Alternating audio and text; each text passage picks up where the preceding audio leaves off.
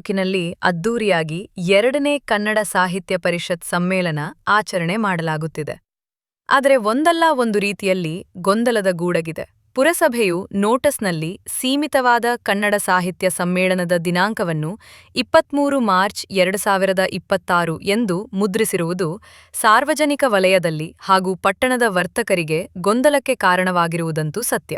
ತಾಲೂಕು ಕಚೇರಿ ಆವರಣದಲ್ಲಿರುವ ಕನ್ನಡ ಸಾಹಿತ್ಯ ಪರಿಷತ್ ಭವನಕ್ಕೆ ದೀಪಾಲಂಕಾರವಿಲ್ಲದೆ ಹಳೇ ಕಟ್ಟಡವಾದ ಕನ್ನಡ ಸಾಹಿತ್ಯ ಪರಿಷತ್ ಭವನ.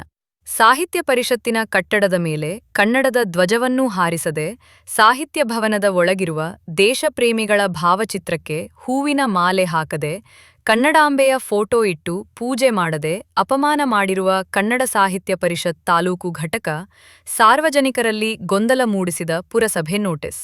ದಿನಾಂಕ: ಸಾಹಿತ್ಯ ಸಮ್ಮೇಳನದಲ್ಲಿ ಮುಸ್ಲಿಮರಿಗಿಲ್ಲ ಆಹ್ವಾನ.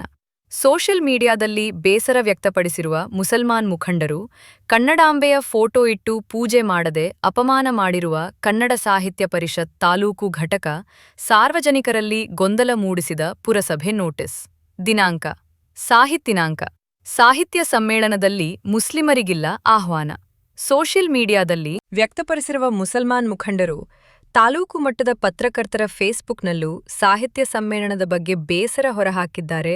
ಕಾರ್ಯಕ್ರಮದ ರೂಪರೇಷೆಗಳಿಲ್ಲದೆ ಹಿರಿಯ ಸಾಹಿತಿಗಳು ಈ ಕಾರ್ಯಕ್ರಮದ ಅಧ್ಯಕ್ಷರಾದ ಸಾಹಿತಿ ತುಂಬಾಡಿ ರಾಮಯ್ಯರವರಿಗೆ ಮಾಡಿದ ಅವಮಾನ.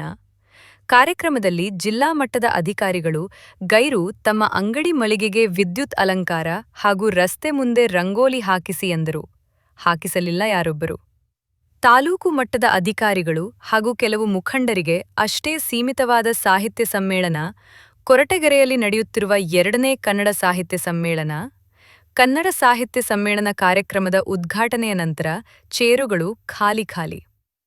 ಕೊರಟಗೆರೆ ತಾಲೂಕಿನಲ್ಲಿ ನಡೆದ 2ನೇ ಕನ್ನಡ ಸಾಹಿತ್ಯ ಸಮ್ಮೇಳನದ ಸಿದ್ಧತೆಗಳು ಕೇವಲ ಕಾಗದದಲ್ಲಿ ಅದ್ದೂರಿಯಾಗಿ ಕಾಣಿಸತೊಡಗಿತ್ತು. ಸಭೆ ಮೇಲೆ ಸಭೆ, ಪ್ರಕಟಣೆ ಮೇಲೆ ಪ್ರಕಟಣೆ, ಆದೇಶ ಮೇಲೆ ಆದೇಶ. ಆದರೆ ನೆಲಮಟ್ಟದಲ್ಲಿ ಏನು ನಡೆಯುತ್ತಿದೆ ಎಂಬುದನ್ನು ನೋಡಿದರೆ ಇದು ಸಾಹಿತ್ಯ ಸಮ್ಮೇಳನವೇ ಅಥವಾ ವ್ಯವಸ್ಥಾಪನಾ ಪರೀಕ್ಷೆಯೇ ಎಂಬ ಪ್ರಶ್ನೆ ಮೂಡುತ್ತದೆ. ಗಾಳಿಯಲ್ಲಿ ಹಾರಾಡುತ್ತಿರುವ ಆ ಬಾವುಟಗಳು ಕನ್ನಡದ ಗೌರವವನ್ನು ಸಾರಬೇಕಾದರೆ ಅವು ನಿಂತಿರುವ ನೆಲವು ಅದಕ್ಕೆ ತಕ್ಕಂತೆ ಗೌರವಪೂರ್ಣವಾಗಿರಬೇಕು ಅಲ್ಲವೇ? ಜವಾಬ್ದಾರಿ ಸಮಿತಿಯದಾಗಿರಬೇಕು.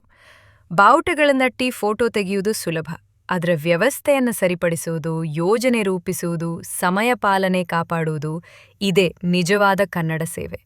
ಸಮ್ಮೇಳನವನ್ನು ರಾಜಕೀಯ ವೇದಿಕೆಯನ್ನಾಗಿಸದೆ ಸಾಹಿತ್ಯ ವೇದಿಕೆಯನ್ನಾಗಿ ಉಳಿಸಿ.